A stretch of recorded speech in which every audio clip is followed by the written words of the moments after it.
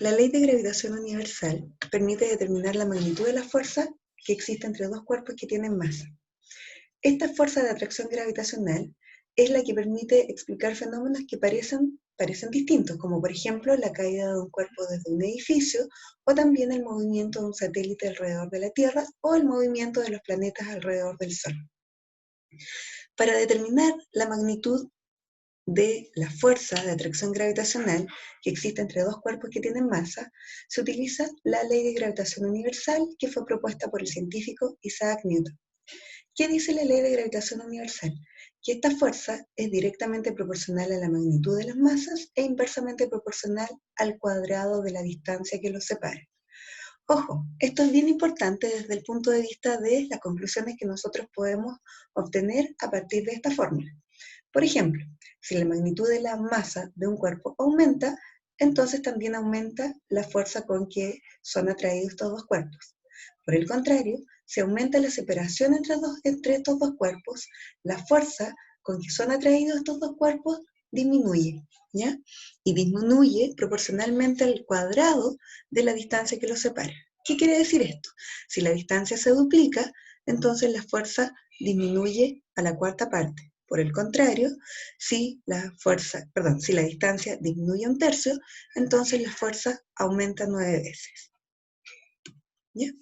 Es importante recalcar que esta fuerza de atracción gravitacional existe entre cualquier par de cuerpos que tienen masa. Por ejemplo, ocurre tanto para el Sol con la Tierra como ocurre también para un auto con una persona.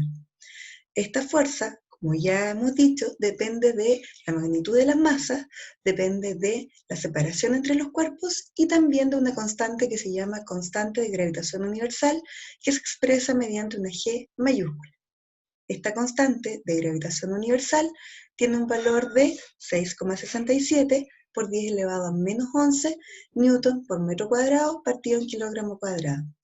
A partir de eso, podemos deducir que la unidad de medida de las masas que se debe utilizar en la fórmula debe ser kilogramos y de la distancia debe ser metros. Si pensamos, por ejemplo, entre el Sol y la Tierra, ¿cuál será el cuerpo que ejerce mayor fuerza entre ellos? ¿Ya? Seguramente muchos podrán pensar que como el Sol tiene una masa mucho mayor, la fuerza que ejerce el Sol sobre la Tierra es mayor a la fuerza que ejerce la Tierra sobre el Sol. Sin embargo, esto no es correcto, porque la fuerza que se ejerce mutuamente ambos cuerpos es de igual magnitud, igual dirección, solo que de sentido contrario. ¿Ya? ¿Cuál es la diferencia entonces? ¿Por qué es la Tierra la que se mueve alrededor del Sol? Porque como la Tierra tiene una masa mucho más pequeña, es la Tierra la que acelera alrededor del Sol. Lo mismo ocurre si nosotros soltamos un lápiz desde 1 metro de altura, la fuerza que le ejerce la Tierra al lápiz es igual a la fuerza que ejerce el lápiz sobre la Tierra. ¿Por qué es el lápiz entonces el que acelera?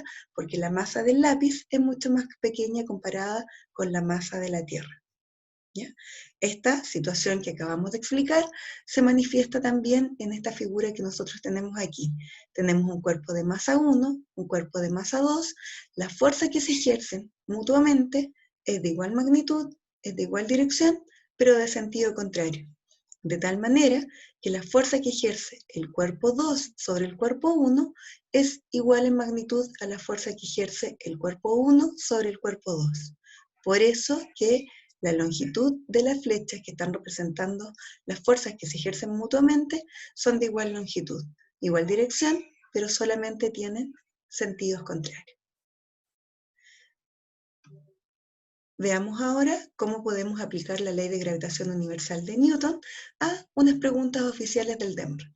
Primera pregunta, dice, ¿la constante G en la expresión correspondiente a la ley de gravitación universal de Newton tiene un valor de 9,8 metros por segundo al cuadrado?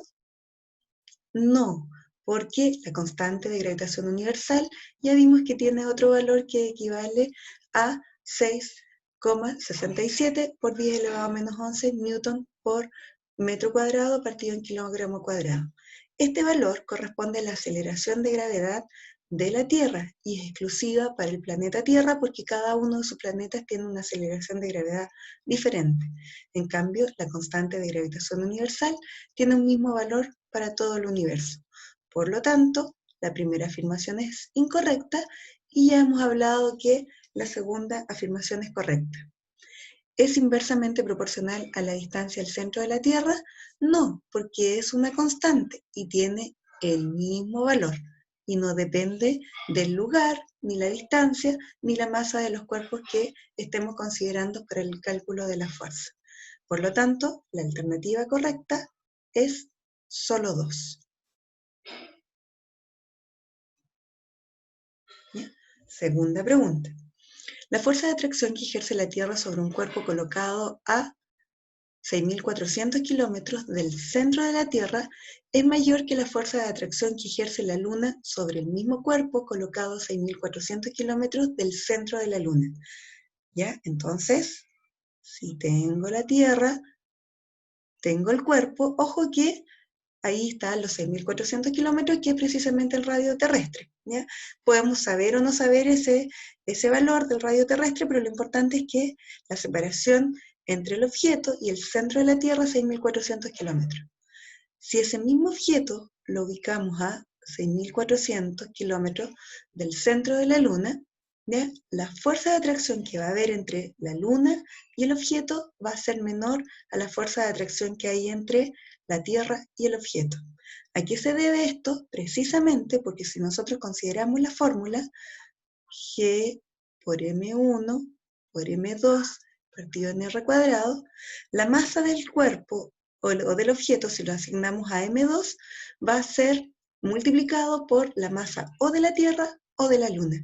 Y la masa de la Tierra, evidentemente, es mucho mayor, por eso que la fuerza que existe entre la Tierra y el objeto es mucho mayor que la fuerza que existe entre la Luna y el objeto. ¿Ya? Entonces, considerando eso, veamos las alternativas. Dice, el radio de la Tierra es mayor que el radio de la Luna. Eso no importa porque importa la distancia del objeto al centro de la Tierra o de la Luna. La masa de la Tierra es mayor que la masa de la Luna. Correcto. Esto es lo que hemos explicado y que está fundamentado en la fórmula de la ley de gravitación universal. Esta es la alternativa correcta, sin embargo, siempre es conveniente darle una mirada a las otras alternativas. ¿La densidad de la Tierra es mayor que la densidad de la Luna? No, porque no depende de la densidad, depende de la masa. ¿El radio de la órbita de la Tierra es mayor que el radio de la órbita de la Luna? Tampoco, porque no es un factor que dependa o que está involucrada en estas variables. ¿Y el cuerpo está más cerca de la superficie de la Tierra que de la superficie de la Luna? No, porque me dicen que en ambos casos, bueno, en este caso, en ambos casos me dice que está a 6.400 kilómetros del centro de la Tierra o de la Luna y no especifica la distancia a la superficie de la Tierra. Por lo tanto, la respuesta correcta es la B. Finalmente, una estrella binaria es un sistema solar, un sistema compuesto por dos estrellas ligadas gravitacionalmente por una fuerza de magnitud F. Se tiene un sistema binario S1 formado por estrellas de masas M y 9M. Vamos a hacer un dibujito. Entonces, tenemos una estrella de masa M y otra 9M, separados por una distancia D. Y otro sistema binario, S2, formado por estrellas de masas M, separadas a 1/3 de la distancia D. Entonces, esa separación la podemos representar como D partido por 3. ¿Ya? Si F1 y F2 son las magnitudes de las fuerzas asociadas a S1 y S2 respectivamente, ¿cuál es la relación entre ellas? Veamos, en el primer caso, si queremos calcular la fuerza de atracción gravitacional, F1 sería equivalente a G por la masa del primer cuerpo por la masa del segundo cuerpo partido en la separación al cuadrado. En el segundo caso, F2 sería igual a G por M partido en D tercios elevado al cuadrado. ¿Ya? Eso sería D cuadrado partido por 9. Por lo tanto, podemos concluir que F2 va a ser igual a 9G por M1 por M2 partido en D al cuadrado. Por lo tanto, podemos concluir que F1 es igual a F2 y la alternativa correcta va a ser la alternativa A.